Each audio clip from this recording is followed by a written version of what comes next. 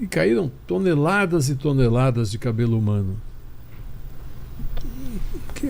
Também os soviéticos não entendiam também o que era aquilo. Aí descobriram que era dos prisioneiros que iam chegando, o cabelo era usado como material térmico de submarino.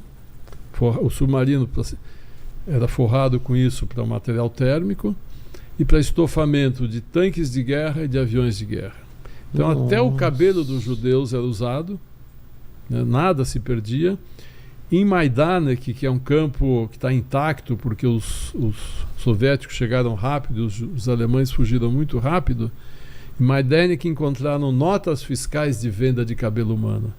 Tem lá, não sei quantas toneladas de cabelo, tantos marcos. Porque era vendido como uma mercadoria. Que absurdo. Isso é o holocausto que as pessoas não têm ideia. Por isso que a gente fala hoje... Tem gente falando que não foi bem assim, não aconteceu. Quem fala que não, estudou para saber a verdade, para poder inventar mentira. Então a gente sabe que... Agora, o que espanta, o que assusta, é que a coisa foi feita de uma maneira tão industrial, tão organizada, tão fria. Por isso que a gente fala que não pode comparar o Holocausto com nada. Você não pode comparar o Holocausto com nenhum outro tipo de massacre. Porque não tinha a mínima genocídio, porque nada foi feito de defesa assim. E não sabiam, né? Alguns sabiam, a maioria não sabia. Eu vou falar da minha experiência, Márcio. Quando eu fui lá em Auschwitz, a coisa que mais me chamou a atenção são aquelas fotos dos prisioneiros nas paredes. Eles não estão aterrorizados, não estão tristes. Aí eu perguntei e falaram que aquela foto era tirada logo quando ele chegava, né? Sim. Então eles não sabiam nada do que ia acontecer lá. Então, ou tinham ideia. É que assim, Auschwitz começou também como um campo de prisioneiros políticos poloneses. Aquelas fotos que você vê, a grande maioria não são de judeus. Não? Não, são de ou prisioneiros políticos ou da nobreza polonesa, que era os nazistas. Até sorrindo, né? Porque eles acharam que estavam indo para uma prisão. Auschwitz saindo daquela parte que você viu de tijolo, quer dizer, não eram ainda campos de extermínio, não era campo de trabalhos forçados como vira depois.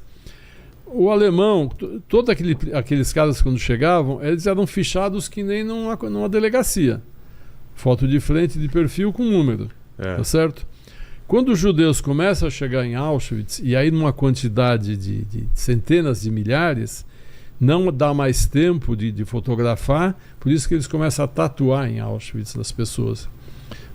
Auschwitz foi o único campo que tatuava as pessoas, porque como não dava tempo de fotografar e registrar como era antes, eles tatuam o número da pessoa no braço, no uniforme recebia um número, e a pessoa deixava de ser uma pessoa, passava a ser um número. O prisioneiro tinha que saber que ele não era mais Gabriel Waldman, ele era 87352. Ele passava a ser um número. E se ele ia levado para outros campos, que às vezes ele virava escravo em vários campos, era o prisioneiro do número tal que é levado para os campos. Entendi. Só que eu visitei vários desses campos, existem arquivos, você chega num campo na Áustria, de um cara que foi preso na Polônia, um húngaro que foi preso na Polônia, num campo que ele acabou num campo da Áustria, tem uma ficha dele, fulano de tal, número tal, nascido aqui, cor dos olhos, altura, peso. E a ficha dos caras. É uma loucura. Eu vou pedir pro Paquito você achar fotos de Auschwitz. Vai colocando enquanto a gente conversa. Então, esses trens saíam de várias cidades e eles eram colocados lá, assim, amontoado também. Eram vagões de gado. E eram homens em um, mulheres em outro, era tudo misturado? Tudo junto. Em geral, eram sempre vagões de gado, não era trem de transporte de pessoas, vagão vazio de gado. E eu conheci vários sobreviventes que estiveram nesses transportes.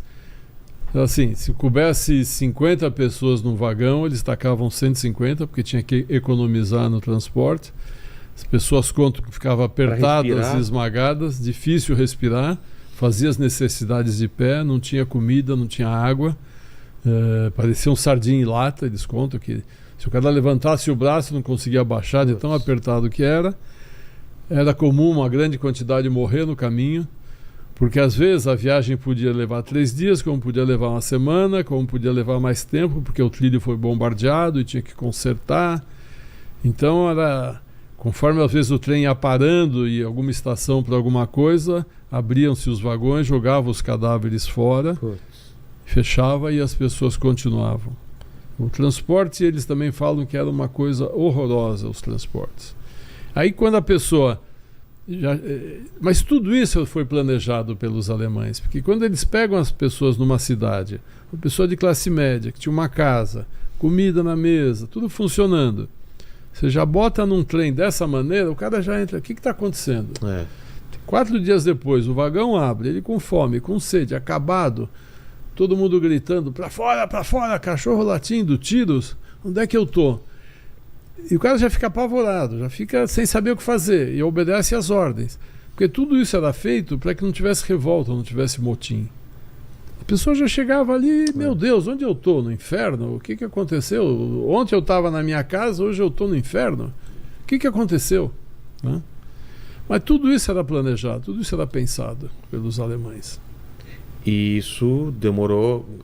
Isso foi no decorrer de quanto tempo? No decorrer dos 5 anos. 5 anos. Quando a guerra começa em 1º de setembro de 1939, acaba em maio de 1945. Nesses anos passou pela fase dos campos de extermínio, câmara de gás, os caminhões, o fuzilamento, a fome, as doenças. Nesse período, 6 milhões de judeus morreram, ou de gás, ou de tiro, claro, ou de fome. É um número aproximado, pode ser mais. Mas é bem próximo desse número, porque tem registros de quase tudo. Tá. Tem um memorial... Eles eram muito organizados nesse Muito sentido. organizado. Eu visitei um memorial em Łódź, as pessoas falam Lodz, uma cidade na Polônia, onde nas paredes do memorial tem todas as planilhas dos trens, o trem tal, vagão tal, não sei o quê, tais e tais pessoas. As pessoas estão lá, sabe? Entendi. Eu encontrei uma menina, viajei com uma menina, levei um grupo de jovens, que ela achou o nome dos familiares nessa lista. Meu Deus. Então, era tudo documentado. A França foi muito criminosa no Holocausto. Por quê? Porque... Ela foi invadida. A França foi invadida, mas se entregou fácil para os nazistas. Mal lutaram contra os nazistas. Eu até escrevi um artigo que a Ucrânia ia lutar muito mais contra o Putin do que a França contra os alemães, e acertei. Já tem 10 meses de guerra, a França caiu em 15, 20 dias. Né?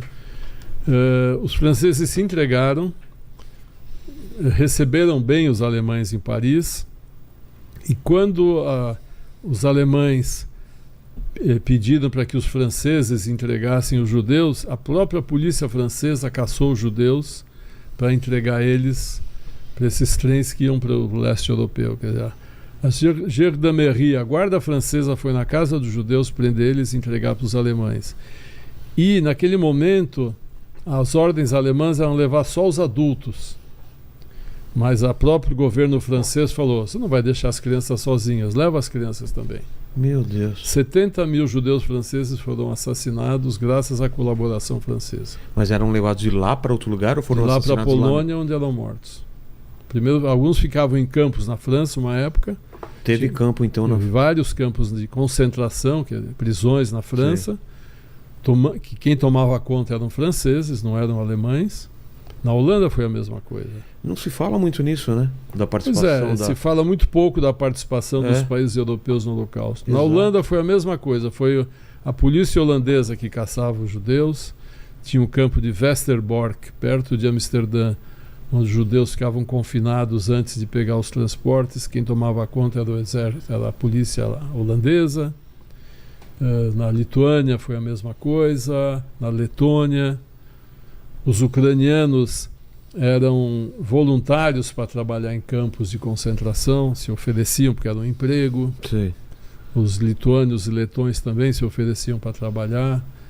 Por isso que a gente fala que, quando acabou a guerra, os judeus, uma grande parte, preferiu ir embora da Europa, e quando chegaram aqui, deram graças a Deus e abençoaram essa terra, que o Brasil recebeu eles de braços abertos, permitindo que eles vivessem e trabalhassem em paz. Caramba! E por que você acha que aconteceu isso na Holanda, França, Medo, também um pouco de antissemitismo. Antissemitismo. There is no free lunch, tá certo? Não tem almoço grátis.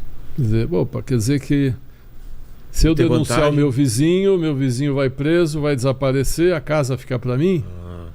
Fica. Ele é judeu. Fica com os móveis, fica com as roupas, fica com a casa. 95% dos judeus holandeses foram assassinados. 95%? 90% dos judeus poloneses foram assassinados. 95% dos judeus lituanos foram assassinados. 50% dos judeus húngaros foram assassinados. Os números são muito grandes. Tem países que não existem mais judeus. A Polônia hoje, que tinha 3.300.000, talvez tenha 5, 10 mil judeus. A Lituânia, 2 mil judeus. A Letônia, 1.000 judeus.